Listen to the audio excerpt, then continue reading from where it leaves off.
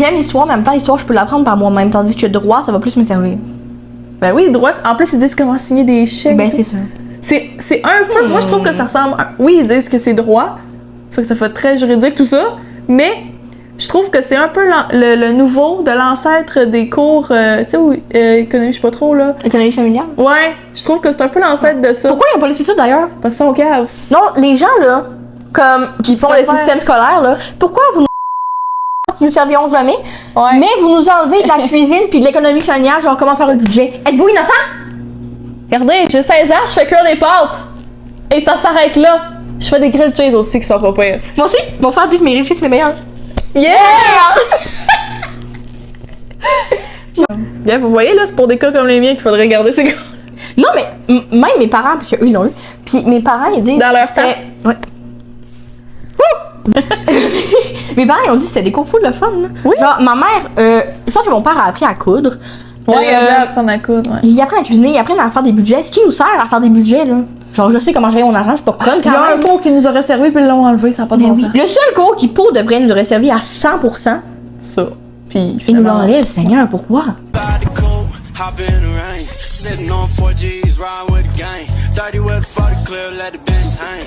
Hit me with the reply, shot it, we can hang. On and on, we Bonsoir! Hello! Pour le 3e épisode de la saison 2. On va parler d'un sujet toujours lourd, hein? On n'a jamais des sujets très joyeux sur notre podcast en ce moment. On va parler de l'anxiété et de le stress par rapport à l'école et tout. On connaît ça, Et nous autres. de la performance scolaire. On a déjà fait des vidéos un peu par rapport à ça. Justement, la vidéo qu'on parle de l'école, on en parle un peu que l'école nous stresse, hein. Et que, là, surtout que là, on a 4, c'est une année très décisive. C'est pas mal le plus compliqué aussi. Pour notre futur.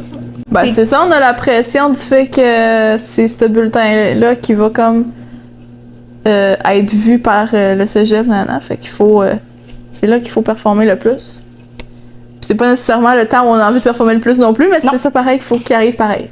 Ouais. Les professeurs, ils nous disaient, là, vous commencez à stresser puis à faire de l'anxiété par rapport à ça, mais là, préparez-vous au pire, quand vous allez rentrer au secondaire, vous allez voir, ça n'a rien à voir. Là, pensais-tu nous aider, là, en nous disant ça? Alors que finalement, on est arrivé au secondaire et on a fait, attends, c'est que ça. Il y en a encore, mais moins. Parce que, sérieux, je revenais de l'école, j'avais des migraines. Puis, c'est quand même un gros step entre la 6e année et le secondaire 1. En fait, parce que le plus gros step, c'est l'autonomie. Oui, mais c'est pas nécessairement la charge de Non, c'est travail. ça. Faut faire une différence entre les deux, entre toute la charge de travail, puis juste le fait de devoir être un peu plus responsable puis autonome. Puis même là, en secondaire 1, on se faisait vraiment gérer. Puis c'est... Oui, mais c'est sûr... Mais le pire, c'est que nous, on trouvait qu'on se faisait gérer parce qu'on était autonome puis responsable. Ouais. Mais c'est parce qu'il y en a qu'il fallait les gérer. Moi, ça l'a pas... Mon stress n'a pas diminué. Puis j'ai pas arrêté d'avoir, genre, de l'anxiété de performance parce que j'en ai encore aujourd'hui. Mais je me suis rendu compte que le secondaire est pas aussi pire que ce que le monde dit. Est-ce que c'est à cause de toi que t'as commencé à faire de l'anxiété de performance ou c'est par rapport aux gens qui disaient d'avoir des meilleures notes? Je pense qu'au début, c'était les autres qui voulaient que je performe au maximum. Puis, parce que au début, là, tu sais, en première année, là, quand tu commences à te faire noter, je me donnais pas comme à 100% tout le temps. Je me satisfaisais d'un 85%, 80%, genre. Puis, le monde, il pensait tout le temps, tu peux faire plus, donne pas ton maximum. Fait que là, après ça, j'ai commencé à beaucoup plus me donner. Fait que là, je ramenais 95, 100%, tu sais. Oui, ça donnait des résultats, mais c'est pas un rythme de vie à prendre. Non. C'est pas parce que tu peux tout le temps te donner à 100% pour faire ton maximum qu'il faut que tu le fasses. Parce qu'à un moment donné, tu seras plus capable. Pas que t'attendes non plus d'être écœuré, plus capable de rien assimiler, parce qu'après ça, tu vas passer de moyenne à 90, de moyenne à... T'essayes que ça passe. Je me suis donné à 100% tout le long de mon primaire. En 5-6e année, j'ai comme... Tu sais, parce que quand tu passes à 5e année, tu passes au 3e cycle, fait que c'est comme... Un autre énormément de nouvelles matières, puis en plus, c'est la fin, après. C'est ça. Fait que c'est tout qu'un step, puis je me suis mangé un mur d'en face en 5e année. J'ai ramené 60% 65% en maths 2 fois. Ça, c'était 2 gros coups de poing sur la gueule qui me... Puis là, j'ai comme reparti du point à ma première année où est-ce que je me contentais de passer, puis où je me contentais de... Là, j'avais recommencé à monter un peu, fait que je me contentais de 80%, mettons. Puis là, après ça, pendant toute ma 5e année puis toute ma 6e année, je me donnais à 100%. Fait que là, je ramassais encore plein d'années 90. J'avais comme fait une petite rechute, en fait. En 5e année, j'ai eu une petite rechute. Puis après ça, j'ai continué à me donner à 100%. Fait que là, ça remarchait, mon affaire. Mais comme j'avais pris une pause en 4e année, ça me dérangeait pas tant. Puis là, après ça, quand j'étais arrivée au secondaire, là, je voulais me donner, évidemment. Je me suis pas pris de claque à la gueule, par exemple, en secondaire 1. J'ai direct commencé avec des bonnes notes. Ouais. Puis après ça, c'est ça, je me donnais à 100%, je ramassais, ça, ce qui marchait encore. C'est ça. Fait que là, en secondaire 3, je me donnais à 100% tout le temps. Surtout parce qu'il y avait beaucoup d'études à faire. Là, cette année, ben là, je suis fatiguée, là. C'est sérieux, c'est On épuisant. en vient à secondaire 4, je suis un petit peu fatiguée.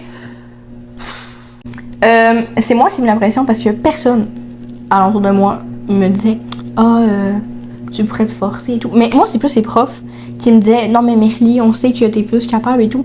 Les gens, là, juste arrêtez de dire ça. Oui.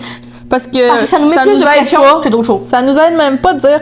Moi, le nombre de fois où on m'a dit mais je suis exigeante avec toi parce que je sais tes capacités, nana, les profs, nana, peu importe, là, la personne qui dit ça. Regarde, les gens qui disent ça, c'est même pas eux autres qui le vivent.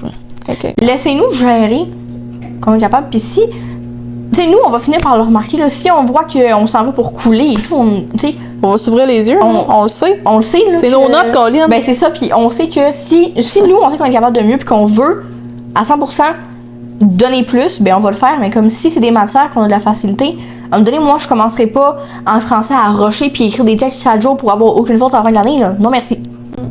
Comme en français, je sais mes capacités. Je sais que même en n'étudiant rien, puis en faisant le strict minimum, je suis capable de m'en sortir. Je vais me concentrer sur d'autres matières plus stressantes. C'est ça, là. Que faire à 100% partout, parce qu'à un moment donné, j'aurais plus de vie. Tu sais, sérieux, la différence entre avoir un 83 ou un 92, là, en français, on s'en sac un peu, là. On va mettre notre énergie dans d'autres matières où ça va être plus difficile d'avoir une bonne note. Après ça, là, Colin, là, on dit français parce que toi et deux, c'est la facile, matière qu'on n'a rien à faire pour passer. C'est ça. On dit ça pour le français parce que c'est pour nous, mais ça peut être n'importe quelle matière, n'importe quelle personne. Il y en a, ils vont être tellement hot en maths, ils n'auront rien besoin de faire. On n'est pas en train de dire qu'on peut pas avoir 6% de plus en français. On pourrait, là. On pourrait, mais hey, on met notre énergie à la bonne place. En 5e année, pourquoi j'ai commencé vraiment à avoir peur de mes notes et tout, c'est que en 4e année, j'ai eu un petit peu de difficulté. En 5e année, ben c'est passé plein de choses dans ma vie. Mes parents ont divorcé, j'ai déménagé. Fait que j'étais beaucoup moins concentrée à l'école, puis je voyais que comme mes notes descendaient de manière très rapide. Puis je me suis dit, ok, ben je dois absolument me reprendre en main, parce que là, sinon, je fais finir l'année avec un bulletin de 20% de moyenne. Oh! Donc, cette fois, à la vitesse que ça descendait, j'ai comme pas le choix. J'ai commencé à me mettre beaucoup de pression, puis à tout le temps étudier. Je voyais plus personne. Genre, j'avais littéralement plus de vie, là. J'étais tout le temps chez moi à faire des travaux de plus. Je demandais aux profs s'ils pouvaient me donner des exercices à faire chez moi. Et tout plein d'affaires que je faisais chez nous. Puis, quand je suis arrivée en 6e année, j'ai continué, même si j'avais remonté avec mes notes, j'ai continué à me mettre encore plus de pression. Puis, j'ai continué à ne plus avoir de vie, à tout le temps vouloir plus. Puis même si j'avais des excellentes notes, là, je veux dire, je revenais avec des 90, 95 à la maison, mais je voulais plus. Donc, comment dire? Une intervention? Oui, Mel. Parce que quand tu parles, ça m'a fait penser à un truc. C'est une fois que t'as, je sais pas, mettons, t'as vraiment étudié pour ton examen de maths, mettons, t'as revu les formules, tout ça. Mettons, faut l'étudier au point, mettons, d'en passer quelques soirées, puis de plus avoir de vie, justement, pour l'avoir étudié. Tu fais cet examen-là, après ça, tu reçois ta note, puis tu vois, mettons, 96%. Là, tu te dis, oh, 96%. Là, t'es fier de toi. Ouais. Puis, tu sais, tu repenses à toutes les heures d'études, puis de peu importe ce que t'as fait pour avoir cette ça note-là. a valu la peine. Là, tu te dis, 96%. Là, tu te sens hot. Puis après ça, tu veux revivre la même affaire pour l'autre, puis pour l'autre, puis pour l'autre. Ça fait que là, tu te redonnes la même énergie à chaque examen après. Tu deviens toxique envers toi-même, en fait. C'est ça. Puis là, ça fait que...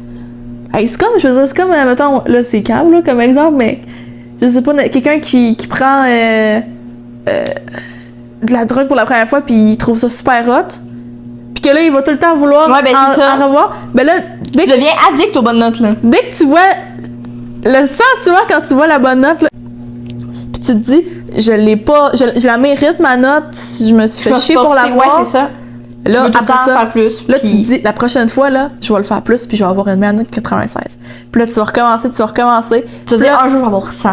Puis là, à un moment donné, tu vas être habitué à avoir des bonnes notes, mais tu n'auras pas de vie. Puis là, à un moment donné, il va arriver un examen où tu vas avoir étudié, tu auras une beaucoup moins bonne note, puis là, tu comprendras pas pourquoi ça arrive.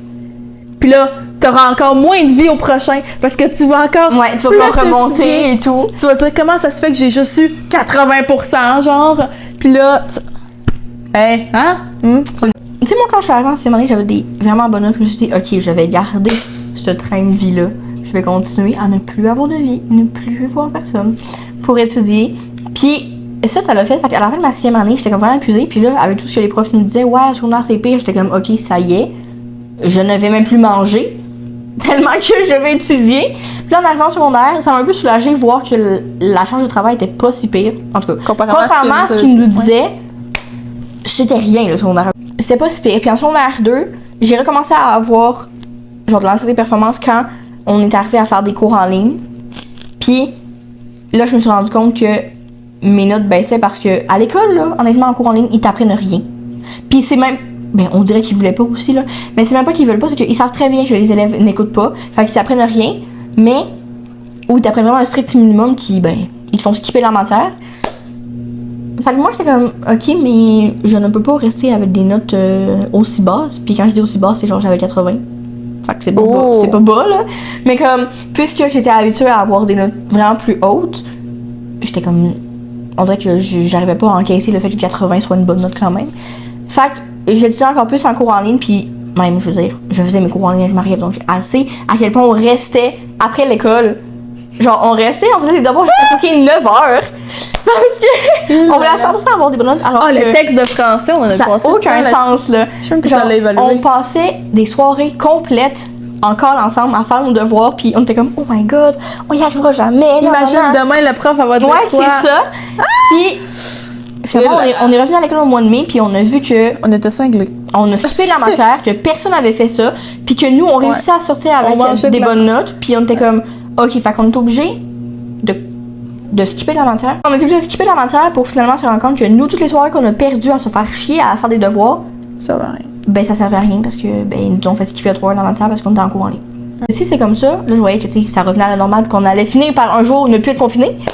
Fait que j'étais comme, en secondaire 3, ça va être pire parce que là, toute la matière qu'on a ratée, on va devoir la reprendre, tu sais, elle peut pas juste s'envoler de même, là. Fait qu'on va devoir la reprendre en secondaire 3. À Brébeuf, finalement, j'étais comme... Ben, en vrai, le secondaire 3 était pas si pire. Genre, en sciences, par contre, je pense que sciences a été ma phobie en secondaire 3. Parce moi, je suis contente que ça soit passé, là. Ouais, les sciences 3, c'est les pires sciences que j'ai vues de ma vie. J'ai pas coulé, mais... J'étais proche, hein. C'était pas super fort. Je veux dire, il y avait de l'eau dans mon bateau. J'ai recommencé à stresser. Et là, je me suis dit, ben là, plus ça va avancer, plus ça va être pire. Parce que là, la fin de secondaire arrive. Fait que là, la matière va être encore pire. Ça va être mon bouton diplôme, faut que tu te forces, non. Fait que là, moi, à la fin de secondaire 3, j'étais comme... J'avais tellement peur de secondaire 4. Et j'avais raison d'avoir peur. En rentrant au secondaire 4, j'ai fait douleur quand même. Douleur! Hein? Parce que c'est de plus en plus de stress. Et là, je me dis, parce que cette année-là, c'est mon futur que je tiens dans mes mains en ce moment. Genre, mon bulletin que je viens d'avoir en ce moment, c'est vraiment lui qui va décider si j'ai mon diplôme. En grande partie. Le fait aussi que moi, je sois pognée avec des maths, comment dire, j'ai un gros regret de choix de vie. Choix Parce que de vie. J'ai pris Calme-toi. des maths simples Des maths normales. que des maths normales. Je regrette ma vie. Parce que là, en ce moment, je m'emmerde. J'ai beaucoup trop de facilité en maths, donc les gens me disent Là, tu vas encore passer pour... Marylie, est-ce que tu peux m'aider? Donc moi, ça m'énerve parce qu'on peut pas, à cause d'eux, on peut pas avancer. Et Pas juste à cause de la classe. le pire des points, c'est que je n'ai pas de professeur. En ce moment même où que je vous parle, on est le fucking 4 mars. Je n'ai pas de professeur stable avec moi. Ah oui, on est le 4 mars. Et j'ai changé de prof combien de fois? Genre 6 fois depuis le début de l'année. Et ils expliquent toutes pas de la même manière. Ils sont restés toutes pas le même nombre de temps. Puis, Une, t'es même pas prof de maths. vrai. Et, ben c'est que, tu sais, quand ils arrivent, il faut qu'ils comprennent comment, tu sais, puis il y en a que c'était la première fois à Brébeuf, c'est leur première fois enseignant de... On s'entend que là, ne pas avoir de prof, ben, on t'apprend rien. Quand tu veux qu'on apprenne de prof. Puis, ben ça fait que moi, je stresse parce que c'est les maths de 4 là, qui décident, là. Et comme, excuse-moi, j'ai des besoins, là. Viens m'enseigner, s'il te plaît, parce que là, je peux comme pas avoir de notes, là. Puisque je fais de l'anxiété hors école aussi, ben ça l'aide à rien. Même je me rends compte que tous les efforts que j'ai mis dans ma vie pour avoir une psychologue pour m'aider sont maintenant Ça aux poubelles. fait chambaille. Parce que ben ma vie est en train de faire. Ma vie va mal. Je fais de l'anxiété quand je suis seule. Quand je suis avec trop de monde, je panique. J'aime pas avoir l'attention, fait que dès que j'ai de l'attention, je suis de même. Oh! Fait que, c'est ça, c'est comme un cercle. Ça se court après. Ça se court après. Puis là, t'as le son d'arcade qui se rajoute, que je comprends rien. Puis là, on me dit il y a 2 semaines, ben tu vas dire que ta prof, c'est à son camp. Merci.